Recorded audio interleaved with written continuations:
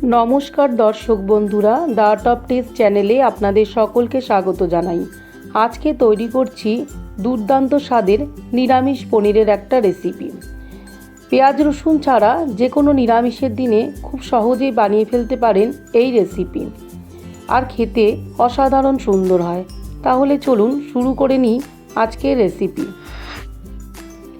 এখানে একটা বাটিতে 5 গ্রাম পোস্ত আধ ঘন্টা আগে ভিজিয়ে রেখেছিলাম। পোস্ত এইভাবে ভিজিয়ে রেখে বাটলে বাটা খুব মসৃণ হয়, তাই পোস্তটা সবসময় ভিজিয়ে রাখবেন। আর নিয়েছি 50 গ্রাম কাজুটাকেও জলে ভিজিয়ে রেখেছি। তারপরে এর একটা ফাইন পেস্ট তৈরি করে নেব। মিক্সার গ্রাইন্ডারে পোস্ত আর কাজু দিয়ে দিচ্ছি, আর তার সঙ্গে দিয়ে দিচ্ছি একটা ছোট সাইজের টমেটো টুকরো টুকরো করে কেটে নিয়েছি। টমেটোটাকেও গ্রাইন্ডারে দিয়ে দিলাম। আর এর মধ্যে দিয়ে দিচ্ছি 3টে কাঁচা লঙ্কা আর 10 গ্রাম আদাটাকেও ছোট ছোট লম্বা লম্বা টুকরো করে কেটে নিয়েছি।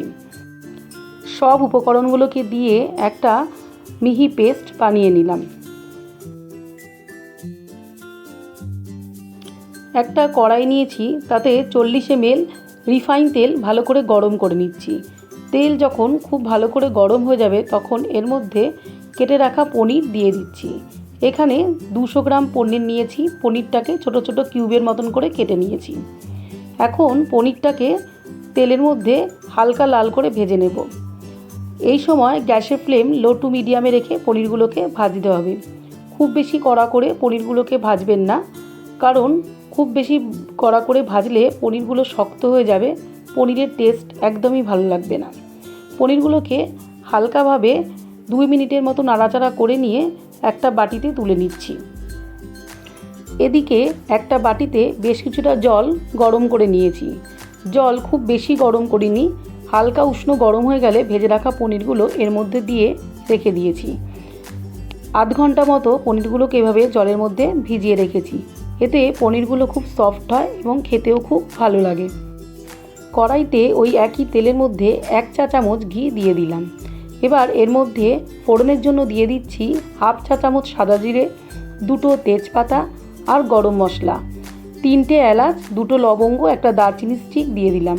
ফোড়ন থেকে খুব সুন্দর যখন একটা মিষ্টি গন্ধ বেরোবে তখন এর মধ্যে বেটে রাখা মশলা দিয়ে দিলাম। কিছুটা মশলা মিক্সির বাটিতে লেগেছিল, তাই মিক্সির বাটিটা ভালো করে জল দিয়ে ধুয়ে সেই জলটাও এর মধ্যে অ্যাড করে দিলাম। এবার মশলাটাকে খুব ভালো করে কষিয়ে নিচ্ছি। 1/2 চা চামচ জিরে আর 1 চা চামচ কাশ্মীরি লঙ্কার গুঁড়ো এখন এর মধ্যে দিয়ে দিচ্ছি। এবার মশলাটাকে খুব ভালো করে কষিয়ে নিচ্ছি। গ্যাসের ফ্লেম এ সময় মিডিয়ামে রেখে মশলাটাকে 5 মিনিট সময় ধরে ভালো করে কষিয়ে নেব। যতক্ষণ না মশলা থেকে তেল ছেড়ে আসে, মশলার কাঁচা গন্ধ পুরোপুরি না যায়, ততক্ষণ পর্যন্ত মশলাটাকে ভালোভাবে কষিয়ে নিচ্ছি।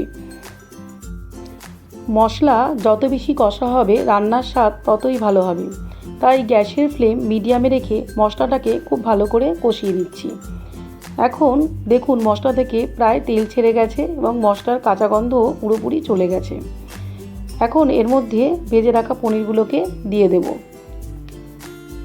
হাই ফ্লেমে কখনোই মশলাটাকে কষাবেন না। হাই ফ্লেমে কষালে মশলা পুড়ে যাবে আর পনিরের স্বাদ একদমই ভালো লাগবে না।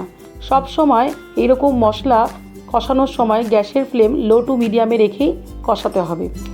পনিরগুলোকে দিয়ে ভালো করে নাড়িয়ে চাড়িয়ে নিয়ে এবার এর মধ্যে 1 বাটি দুধ দিয়ে দিচ্ছি। দুধ আমি জাল দিয়েই রেখেছি, এরকম জাল দেওয়া দুধই এই পনিরের মধ্যে অ্যাড করবেন। এর মধ্যে 1/2 চা চামচ গরম মশলার গুঁড়ো আর নুন দিয়ে দিচ্ছি পরিমাণ মতো, আর দিয়ে দিচ্ছি 1 চা চামচ চিনি। চিনি দিলে এই রান্নায় সুন্দর টেস্টের একটা ব্যালেন্স হয় এবং পনির খেতে খুব ভালো লাগে। এভাবে মশলাটাকে আবারও 2-3 মিনিট সময় ধরে একটু নাড়াচাড়া করে নিয়ে ঢাকা চাপা দিয়ে লো ফ্লেমে 5 থেকে 7 মিনিট রান্না করে নিচ্ছি। এখানে একটা কথা বলে রাখি, এই 5 থেকে 7 মিনিটের মধ্যে মাঝে মাঝে ঢাকা সরিয়ে আমি 2-3 বার নেড়ে দিয়েছিলাম। কারণ কি, মশলাটা যেহেতু খুবই ঘন, গ্রেভিটা খুব ঘন হয়েছে, তাই নিচে লেগে যেতে পারে, সেক্ষেত্রে পুড়ে গেলে খেতে ভালো লাগবে না। তাই মাঝে মধ্যে আপনারা 2-3 মিনিট অন্তর অন্তর একটু নাড়াচাড়া করে নেবেন। ফাইনালি এখন ঢাকা সরিয়ে 2 থেকে 3 মিনিট আরও নাড়াচাড়া করে নিচ্ছি। এখন দেখুন পনিরের রঙটা একদম চেঞ্জ হয়ে গেছে আর দেখতেও কতটা সুন্দর হয়েছে। হাতের মধ্যে কিছুটা কাসুরি মেথি নিয়ে হাত দিয়ে ঘষে এই পনিরের ওপরে ছড়িয়ে দিচ্ছি। নিরামিষ পনিরের তরকারি এখন তৈরি হয়ে গেছে পরিবেশনের জন্য। রুটি, লুচি কিংবা পোলাওয়ের সাথে এই রেসিপি পরিবেশন করলে খেতে কিন্তু অসাধারণ লাগবে। আমার এই রান্নাটা যদি আপনাদের ভালো লেগে থাকে তাহলে লাইক, কমেন্ট এবং শেয়ার করবেন। আর আমার চ্যানেলটা সাবস্ক্রাইব করতে ভুলবেন না। আবার দেখা হচ্ছে নতুন কোনো রেসিপি নিয়ে। সবাই খুব ভালো থাকবেন, সুস্থ থাকবেন।